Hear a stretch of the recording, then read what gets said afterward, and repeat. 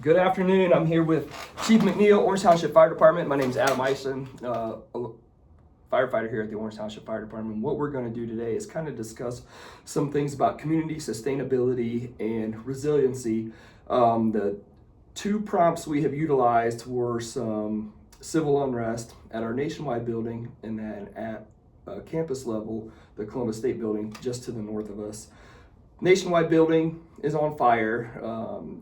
Protesters are getting violent, throwing frozen water bottles and rocks. So that's case number one. Case number two, there's no violence at Columbus State per se, other than they did occupy one of the buildings, and now they have created a human chain across the entrance, not allowing any fire vehicles to come in. So the stage is set. Chief, if you just give us just a brief introduction of experience, and it's really cool. We've seen a lot of cool things, so that's kind of why I wanted to tap into his experience, just the parts of the world and the experience he brings to us here in the civilian side. So, Chief. Sure. Nathan McNeil, been here about almost 5 years now at Orange Township. Prior to that, I've been in the fire service. I guess next year I'll be about 30 years. I started off as an explorer in Hamburg, New York, originally from Buffalo, and then I joined the military as an Air Force firefighter. So I spent 22 years as an Air Force firefighter across the world, in Europe, in the States, and of course, a couple times in the Middle East doing the jobs. So I've seen a lot of different ways of doing things and been part of different operations. So have a fulfilled career so far. So Perfect. So keeping those incidents in mind, our first question is going to be, in your position right now, how do you prioritize life safety, property protection, and operational continuity during any type of violent unrest? Well, I think it comes down to just saying, like any operation that we look at, where life safety is number one, and that's good. And what people fail to realize sometimes is it's not the customer's life safety first. It's usually our life safety, because if something happens to us, we can't help who we're out there to help. So want to make sure that our life safety is priority one, making sure that we're not getting involved. We're not cops. So anything, back in the day, we used to have a little more ability to, use deck guns and different things to pose protesters down and stuff. And, but, now that we're not able to do that. So basically we just need to be there, and close by, allow the cops to do their thing, law enforcement to get involved, and, try to, make sure the scene is safe as much as possible. And those type, unless there's, risk a lot to save a lot. If there is life that we need to try to get in, if there's ability for us to get in and try to get to those people without, with the RTF stuff that we have now, the function to be able to go in, with our, task force and try to get people out of harm's way. There are a little more ways possible to try that, but for the most part, definitely life safety first. Make sure that it's safe as possible, and then if we have the ability to get in. When it comes to property and those type of violent things, property kind of gets the back seat. We're not really worried about if a place is over down. Yes, it's bad, but we can't put people in harm's way to protect a building if there's stuff going on that where there might be whether it's violence with of course weapons, or if there's people throwing stuff. So we gotta be very, very careful. If the law enforcement side can't get under control, we would just try to set up a defensive operation as much as possible. Set up some lines that we don't have to man and try to get water on it. But for the most part, unless there's any life, we just stay back until they. What would be what if the unknown? There may be people in there. I know it's kind of a hard dynamic to throw in there, because we approach any house, like there may be somebody in it. Yeah, there's that change. There's always the unknown, especially when you're talking about like a big place like hotels and schools and stuff. we do need to make those decisions, based on the information we're getting from the outside. Hopefully someone has, hey, everybody's accounted for, or we have no clue. At that point, we're going to have to try to make some type of initiative, working with law enforcement, of course, to try to, make some type of entry to get people, or whether they're going in, a lot of times, if they go in and they're trying to get out, people out, and that way we're not involved. We're more, at that point, we're medical. We're not there, unless it's on fire, we're not doing anything. If it's on fire, then yeah, we're involved a little more. Also, been part of a situation where we had a hostage situation, and we used armored vehicles to get people out of the apartments around that one apartment, and it was all SWAT, law enforcement controlled, and just getting people out through that method. And then fire department was just there waiting for whatever to make sure if anyone got injured. So that's kind of our role would be in that situation. Okay. How do you coordinate the communication among campus administrators, police, fire, EMS, or outside agencies during rapidly evolving incidents? And we'll go like the campus stuff, the campus degradation of, once peaceful protests, because it just seems everybody's on a hair trigger now, and it will be one instance, and you see people, that would have never engaged in that type of behavior before. See one person throw a rock, next thing you know, they're throwing rocks. So, on our end, and say it is campus police at Columbus, there would be Delaware County Sheriff's Office. How do we handle all that communication between interagencies? So the most important part is when we get on scene to somebody that set up a unified command. And with the unified command, you're going to bring every possible agency that you can and have one rep in there, so that way you have constant communication with your people. And that would include the campus staff. Have someone there that has a cell phone, so the other contact tree or whatever, they can reach out to people if they need to, that knows the way around that area, but also knows, hey, if this happens, what's your emergency evacuation say or whatever. So and that's any scene that involves multiple agencies, you try to get a rep from each agency, part of that unified command, one location. So if I have a question, I can turn to that person and say, and then they can reach out to who they need to in their organization and then get the answers. And that way everything's happening real time. Everybody's getting the same info to get out to their appropriate agencies also. And that's the post 9/11. Right, that Yes. came after the Yeah, 9/11 stuff, Yes. And everybody got the Marks radios and all that stuff, How do you, let's bring it back organizational level, how do you ensure the decisions made, and not necessarily from you, but even your staff who are going to be in the trucks making the decisions first, how do you ensure decisions made under pressure remain consistent with the policies, legal standards, and then what the community expects as well? I think, it's hard when it comes to some of that stuff, because I think one for us internally, it's training, making sure that when people come on board that they're learning the SOPs and learning the policies so that they understand what is expected of them. Also continuing training throughout the year when different things come up, when they're doing different training for just like a structural response, looking into the SOGs and saying, hey, how do we do this and do that? So that keeps it fresh in mind. But when it is chaos out there, it's sometimes hard to and that's where people have to take a breath and look at the basic what is the right thing to do, what in this situation, what is the best thing to do that is going to help the people that we're trying to help. It's not going to put us in any type of possible liability. It's not going to we're not going to end up on the news because we did something. It's going to, it's the intentions are the, best for the people that we're providing service to. For the people we're responding to, sometimes, or even, other agencies, it's hard because, for example, hazmat. We got a hazmat scene, it's slow, methodical, unless you're trying to get someone out of the area. We're allowing it, our crews to go in.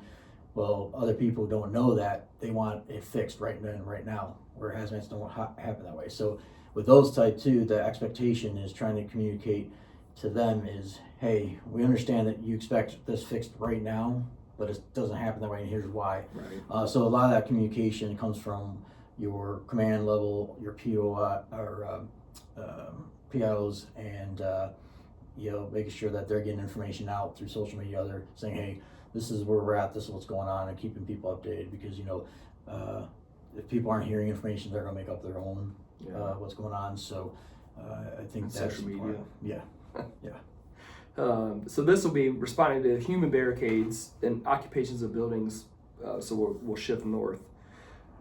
And a lot of these questions kind of interplay with each other. What steps do you take to protect the safety of both protest participants, so that human chain, we just can't barrel through them like, hey, we're getting to that fire. Yeah. What steps do you take to protect the safety of both protest participants and responders in a barricade situation? So the building is occupied and potentially on fire. I think of Waco, kind of the stuff that we've seen before in our careers. Those are very hard situations, because of course we want to, you have life safety involved, but also we've got to be careful too, because we don't have any rights to arrest. We don't have we have to be very careful what we do. Even engaging with people who are protesting, they're not always level-headed. So trying to talk to them and try and explain, look, those people in there are going to die, or you might die because we need to get you out.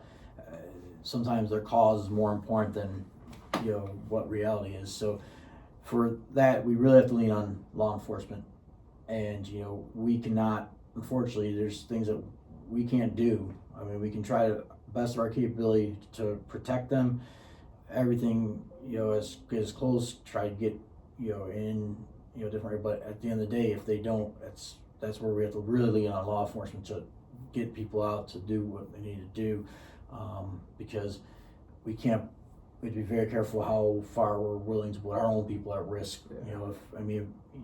Peaceful protest is one thing. If it turns violent, and sometimes peaceful turns violent because they feel like people are moving in on them, and so I think number one priority is for us to make sure that we're trying to help them, but we're protecting our first responders first, to make sure that we're able to help them, because if we get hurt or killed, we can't do anything. Right.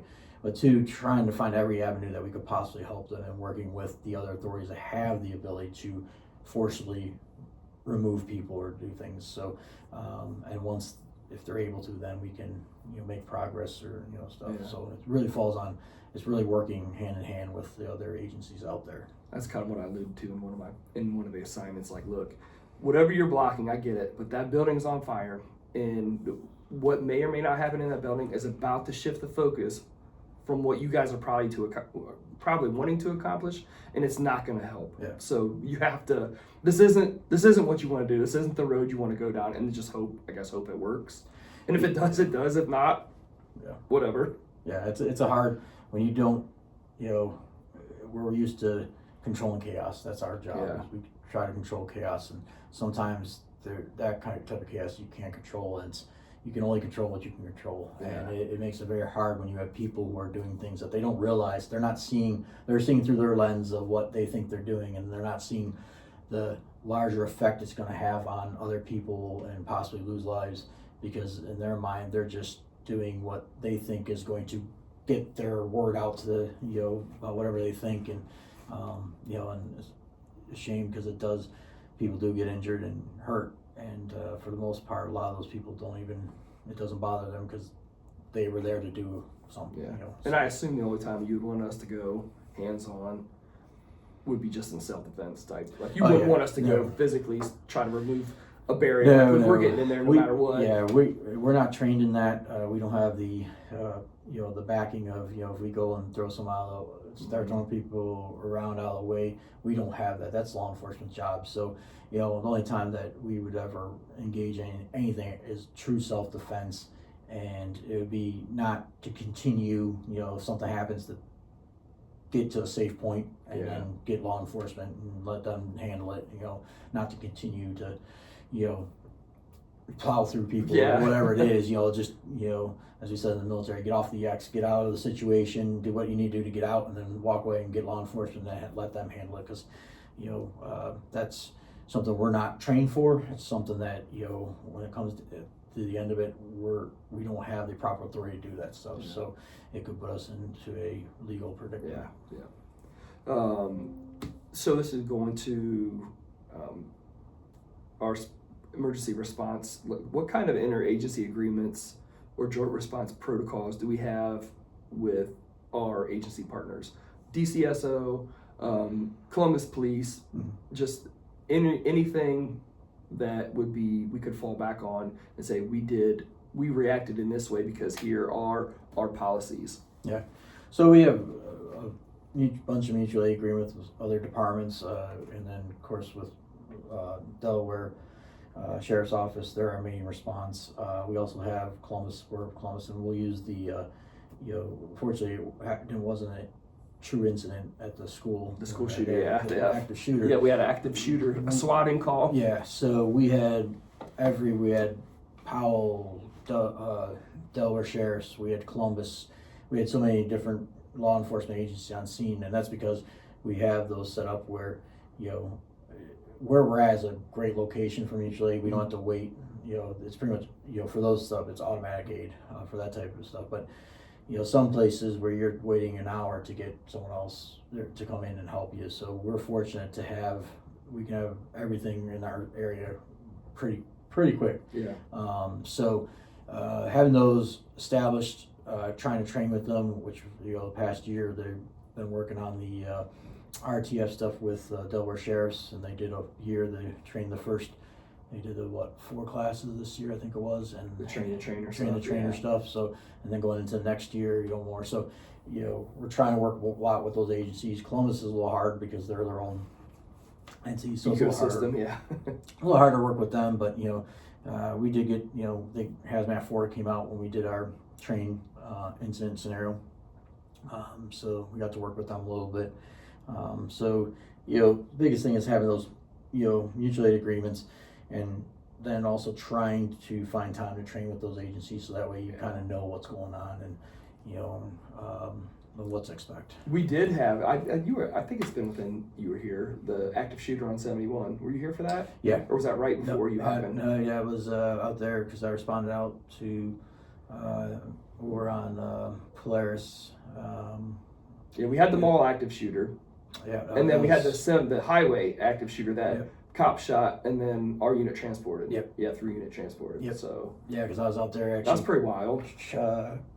Cates was the acting captain that day, if I Yep. remember correctly. So And the guy was just shooting at cars on the highway, right? yeah, he just started to shoot probably I think it was some road rage thing, and then got out and started shooting people or shooting at vehicles, and luckily no one was hit except for him. They did pursue him and take him down. He got out on foot and was running on the highway, and they shot him on the highway in the leg, if I remember correctly. I think I remember it too. And then we transported him. So yeah, that was one of those things where you put your vest on, your helmet on. That's why we made sure that we sized everybody. Everybody's got their own personal vest instead of just using one size fits all, because they really don't. So make sure everybody's protected, and we stand by until whatever law enforcement needs to do, and then we go in and provide the care. Yeah. And like I said, some of these you've kind of already hit, but how do you handle the conflicting expectations? You kind of talked about conflicting expectations from the public. Like, look, we can't just run in there. It's trust us. We'll pump the information out and believe the information. This goes back to the campus. How do you handle conflicting expectations between the campus administrators, the students, and then our own operational mandates? Or do they even conflict, really? I mean, I think everybody wants the same thing. Yeah, it depends on what the scenario is, I guess, when you're talking about conflicting. But and that's why it's so key to have a rep at that command post. So when you're making decisions, you're trying to see how's that going to affect the campus, how it's going to affect the students, how's it going to, because then when they say, well, this is how it's going to affect, it might be negative, then we got to weigh in, what's the benefit first, the negative outcome, and those hard decisions still might need to be made, but you have that person to give you that info how it's going to affect them, and then they're going to have to relay it back, like, hey, just so you know, you might not be able to return to your building for a few days Yeah. because of this or whatever it is. Yeah. And I think having those people there though are key, because when you're making decisions without informed decisions, and which sometimes we have to because if no one's available, we're going to have to make our decisions, and it just, we try to think of every angle, but in the heat of the moment, we have to make a decision to make sure that we're protecting the life, we're protecting the property. But having those people, that unified command are present and being able to say, hey, this is what we're looking at, how's that going to affect you? Yeah. And then they can tell us, and then we can make informed decisions based off of that, and they can help communicate that to their, to their organization, their agency, their whatever it is. So. What do you think the benefits of like the pre-incident types? Because now I'm just running a bunch of scenarios in my head.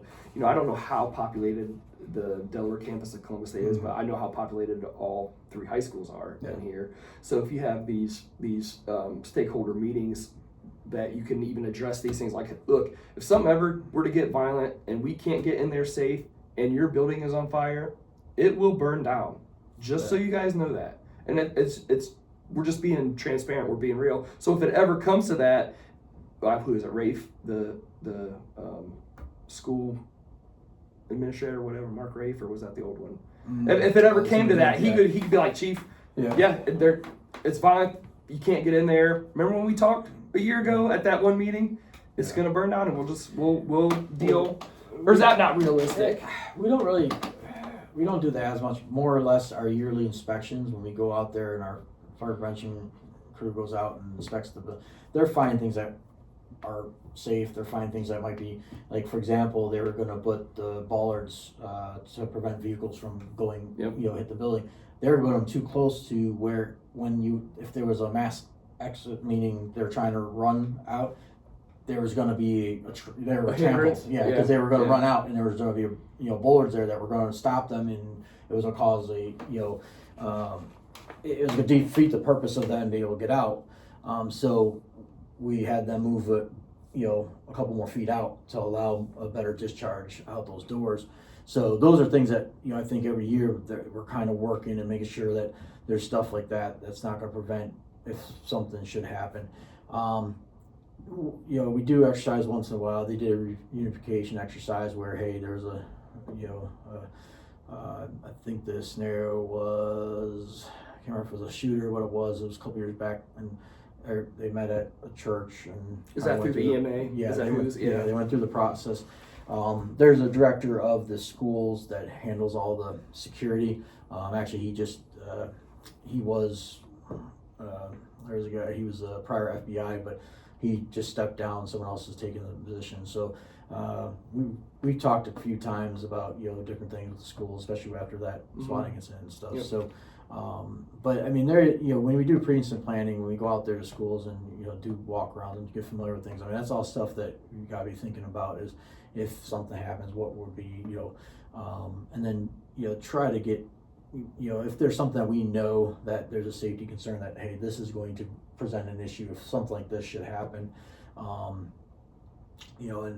trying to get them to understand the different things, like they have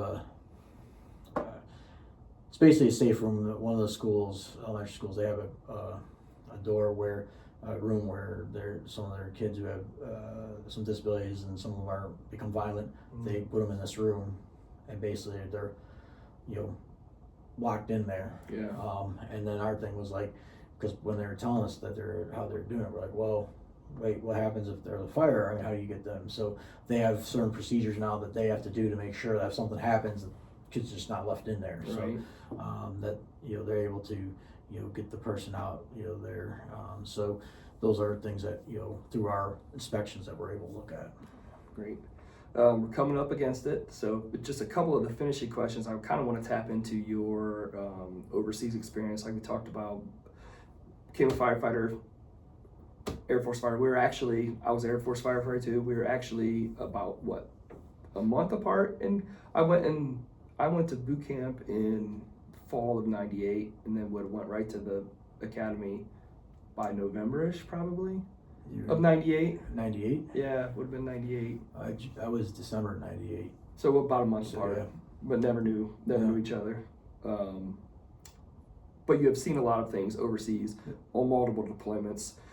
from what your perspective, and this doesn't have to contribute just to students, what factors do you think contribute to radicalization and extremist influence on kids or just easily influenced people? And go back from, because it doesn't seem to be, I mean, I know the planes went in the building, like it was always bad, but now it just seems the volume is on blast right now of everything. Well, I think one, back then, social media wasn't present, so you didn't hear about a lot of stuff, and then also people didn't hear about the stuff on the other side, meaning, oh, there's this organization that I could go out and do this type of stuff with. It wasn't as, popular or as known. So I think that social media, the internet coming about as much as it did, and providing, a way for people to access this information, and, and for organizations, like ISIS, and to use as recruiting tools. They're, when I was over there, we got to see some of the videos that they're sending out, and it was kind of like watching a Rambo show. You're like, wow, yeah, no wonder why kids would get excited, because they're, teaching that, you get to go out there and, do something great for your country, and, for, your religious beliefs, and, it was great propaganda. Probably the same recruiting tools we use. Yeah, exactly. And, so I think that was a really big change in why now it's like so, prevalent, is because of the social media and the availability of all that, and the availability of news too, because before you used to watch your news at 6 and 11, and that's all you got. Now you can log in and check news, and there's so many different news groups out there, and there's groups that they tell you the news, but a lot of the news groups now, they are very opinionated, so they try to sway you one way or the other, and that's just not only on our side, but it's also on the other side. I mean, you look at places like North Korea and stuff.